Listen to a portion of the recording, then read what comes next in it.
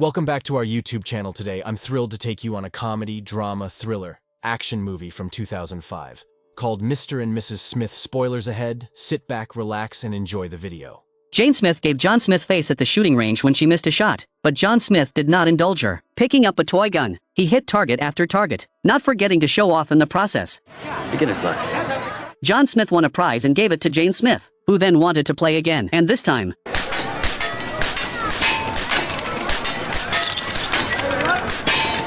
Everybody's a winner.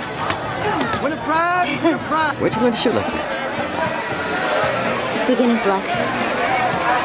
their story began in Colombia. Amidst the assassination of a mafia boss, the police surrounded the hotel, and to solve the case quickly, they only searched solo travelers. As John Smith reached behind him, the solo Jane Smith walked into the lobby, swiftly sheathing her dagger. John Smith's gaze shifted to see the solo girl about to be searched. Their eyes met amidst a flash of lightning. A perfect match. They sheathed their would-be drawn weapons and embraced, leaving the hotel together. They didn't know each other's professions, but they had miraculously survived death together. After 3 rounds of drinks, Jane Smith threw away her cup, and like a spark to a flame, neither wanted to go home. They danced together, and despite the pouring rain, they continued to drink under the shelter. The next morning, Jane Smith woke up in a strange place, only to find that the stranger from last night had prepared a delicious breakfast. Love at first sight wasn't about liking someone from just one look, but after that look, they were already deeply hidden in each other's hearts. They were ready to get married. John Smith's friend didn't understand. They had only known each other for 6 months. When Jane Smith told her friends about the marriage, they thought it was too fast. She knew John Smith as a contractor, and John Smith knew Jane Smith as a computer engineer. Unaware of each other's real professions, their friends thought they would last at most half a year. But in the blink of an eye, about 5 or 6 years passed. A package was thrown at John Smith's doorstep. They had lived a happy life for 5 or 6 years, but now life was mundane.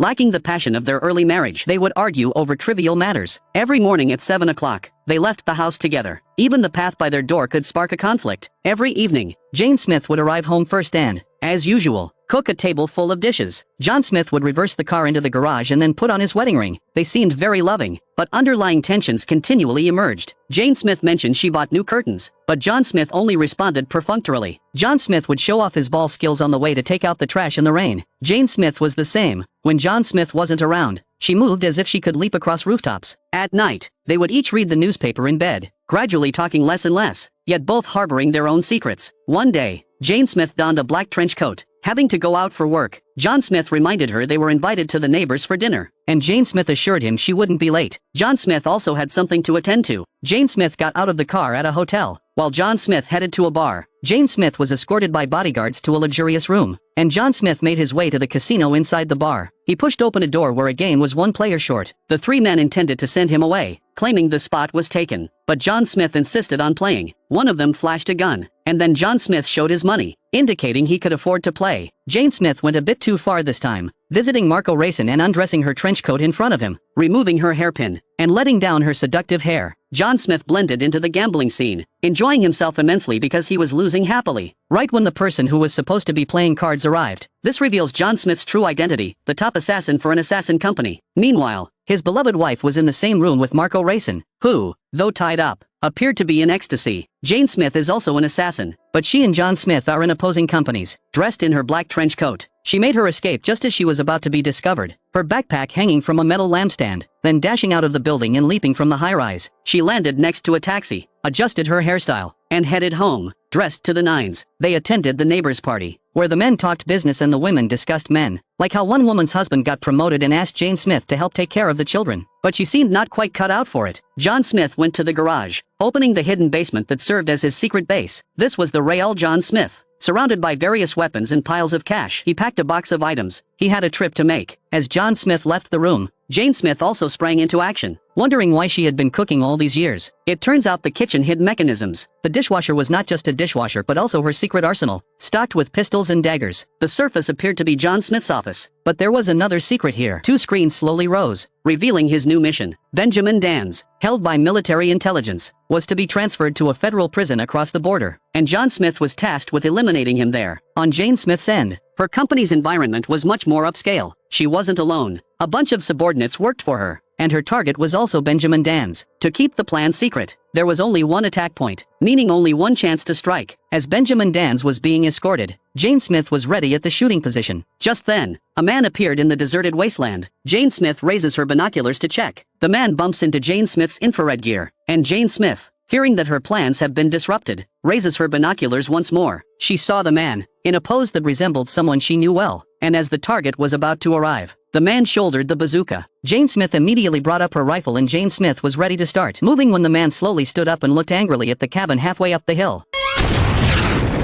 Then, a bomb planned by Jane Smith exploded at the wrong time, foiling both teams' plans. Jane Smith decided that fleeing on a motorcycle was the best option, while John Smith found only the remains of a computer in the cabin. Both missions failed, and they returned to their respective companies to report. Tracking the computer's dealer led John to Jane's workplace. The recipient was his wife, leaving John bewildered. At this time, Jane Smith in the office looked at that opponent very familiar, his posture and that dashing look. My God, this is not my husband. John Smith put on his wedding ring and quietly returned home. He couldn't believe that his wife of 6 years was an assassin. Jane Smith thought the same thing. It turned out that her husband was his own counterparts. John dared not drink the wine served by Jane, secretly disposing of it. If they were truly from rival companies, elimination was the only option. The wife went to the kitchen. John Smith looked nervous, picked up a dinner knife, then smiled, looking at the sharp knife. John Smith got up. The result is that he is going to cut the steak himself. But I did not expect Jane Smith from the body to draw another. The tension until both sides will be put down the dinner knife. They were talking about work, and Jane Smith said that someone was stealing their clients, and it was none other than John Smith?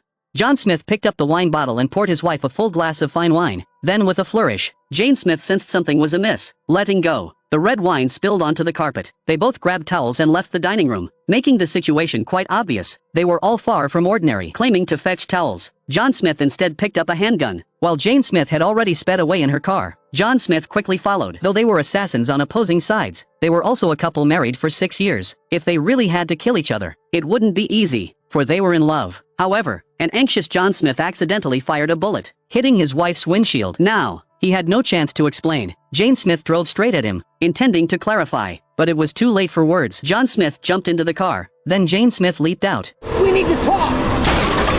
John Smith sought solace with a friend, who always believed women were untrustworthy. Jane Smith turned to her colleague, who thought she should not hesitate to kill him, given she profession as an assassin. That night, they were both in agony. John Smith lay in his friend's bed, unable to sleep. The next morning, Jane Smith, along with her team, turned their house upside down. She felt mixed emotions as she watched a colleague tear up her doll and looked at her wedding photos before driving them away. John Smith didn't go straight home but called over his neighbor, who had always wanted to visit. Not knowing he was now John Smith's shield, John Smith went to his garage and into the known basement, finding all his guns, ammunition, and assets gone. The couple's showdown had officially begun. Jane Smith had her subordinates dig into John Smith's background, but at that moment, John Smith arrived at her company's building. Be careful, I could take you out anytime, anywhere, and you wouldn't find me even with a map, she warned. As they spoke, intruders reached the rooftop, forcing them to initiate their retreat plan. The women blew up documents, deleted hard drives and systems, and equipped their escape gear, then blew up one window after another. Several spears were fired at the building opposite, and they ziplined down, while John Smith approached through a secret passage. As Jane Smith was about to leave, John Smith reached her secret office location, but he was too late. Jane Smith had already reached the rooftop opposite. John Smith had the chance to take out Jane Smith but chose not to. Through the destroyed site, John Smith quickly traced a real estate company he suspected Jane Smith was using as her office. John Smith got into the elevator, which then malfunctioned. He knew Jane Smith had set a trap for him. Jane Smith had John Smith trapped in the elevator, hanging 70 floors high. But John Smith was defiant. Do you know what I'm capable of? He told Jane Smith. She offered him a chance to leave, or she would detonate the bomb. As they were speaking, the underling pressed the detonator, and the elevator instantly exploded, turning the surveillance feed to black and white. The elevator was in free fall, then exploded violently upon hitting the ground. Jane Smith rushed out of their office, her husband of 6 years presumably dead. At that moment, John Smith felt a chill in his heart, pondering deeply. If his wife truly intended to kill him, it was a good thing he was prepared by disabling the surveillance on the exploding elevator and hiding in a different one. But Jane Smith wasn't having an easy time either. She went to the restaurant where John Smith had proposed to her, tears streaming down her face. Just then, a gentleman appeared and poured her a drink. She knew it had to be John Smith. This time it wasn't for a proposal, but for a divorce. They began to speak honestly, each sticking to their own, unable to do anything about the situation. John Smith invited Jane Smith to dance. As they danced, they talked and sought revenge. John Smith disarmed Jane Smith of her cold weapon. Then as Jane Smith knelt down, John Smith revealed a wicked smile, Realizing Jane Smith was disarming him, they talk about marriage, about betrayal, and Jane Smith wants to go to the bathroom. But John Smith knows that it's never that simple. Jane Smith ran out of the women's restroom, which then exploded. Just as John Smith had suspected, the scene instantly turned chaotic, and Jane Smith took the opportunity to slip away. John Smith chased her outside the restaurant, where an old man who had admired him reminded him, "Did you bring a clock out with you?" John Smith then realized a timed bomb had been placed in his clothes. If it came to ruthlessness, women were indeed formidable. John Smith stole a car and called Jane Smith, who had already tried to kill him twice. But as he prepared to end it all, John Smith reminisced about their first meeting. Feeling Jane Smith was like Christmas morning. Jane Smith's heart was also breaking. She said John Smith was the most handsome target she had ever seen. They were about to return home, ready to settle things once and for all. John Smith drove up to the house, followed by Jane Smith crashing into him. Jane Smith raced to the garage first, with John Smith getting out of the car on the road and running towards his luxurious mansion. John Smith was a step behind compared to Jane Smith, who was already prepared, waiting for him to burst in. John Smith climbed to the third floor, finding the house's decorative toy guns, which turned out to be real guns. He then attached a silencer and began his move, while Jane Smith mercilessly aimed her spray at the staircase. The couple engaged in a fierce stairway battle. John Smith stylishly reloaded.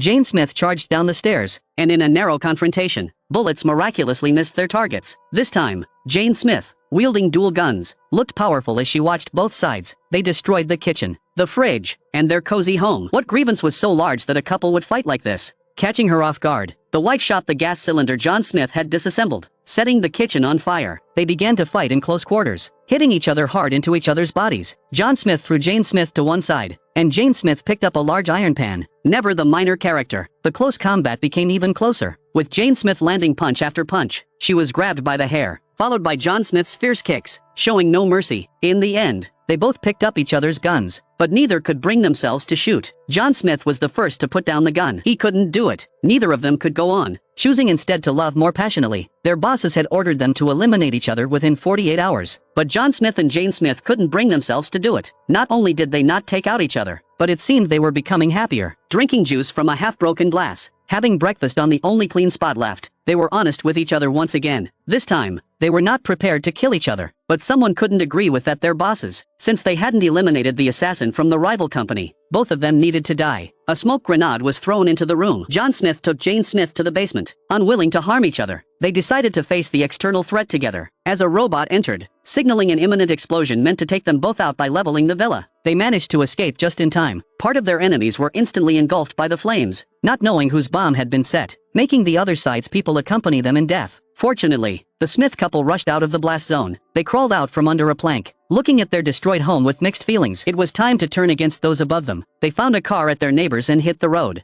bumping into a minor character. John Smith took his gun and magazine, with 3 cars closely following. They knew it had started again. Jane Smith moved to the back seat to open the trunk, and due to the excessive shaking, she and John Smith decided to switch roles, indeed making things more harmonious. The enemy's car had bulletproof glass. John Smith mentioned he had been married once, prompting Jane Smith to slam on the brakes, a matter that absolutely could not be forgiven. The man climbed out of the sunroof. John Smith picked up a golf club, pulled the pin from his grenade, and urged his wife to speed up, taking care of the car just like that. Another assassin underestimated them, wanting a duel with John Smith but ended up going in one door and out another. Jane Smith told John Smith that her parents had died when she was 5, and the parents at their wedding were actors she had hired. 2 more cars continued to follow closely. Jane Smith swerved, causing the van to drift and turn around. Then, taking up her handgun, she took out the second and third cars, eliminating 2 enemy vehicles just like that. John Smith had underestimated her. After the calm, they continued talking. John Smith had actually invited his real parents to the wedding. John Smith met with his friend, who thought he had taken out Jane Smith, but it seemed not to be the case. Seeing the couple quite affectionate, the friend suggested they split up and run since both assassin companies were after them. Separating might give them a chance to survive, albeit a slim one. Jane Smith called her friend. They decided to start with their last mutual target, Benjamin Dans, now under high alert. The couple, joining forces, had John Smith continue through the pipes, with Jane Smith directing from the outside. Seemingly not very difficult. After taking out the guards, they easily abducted Benjamin Dans. They rented a room to interrogate him harshly, wanting to know why both their companies wanted Benjamin Dans dead. But when it came to interrogation, John Smith seemed a bit lacking, while Jane Smith was blunt and violent. Benjamin Dans had a letter on him,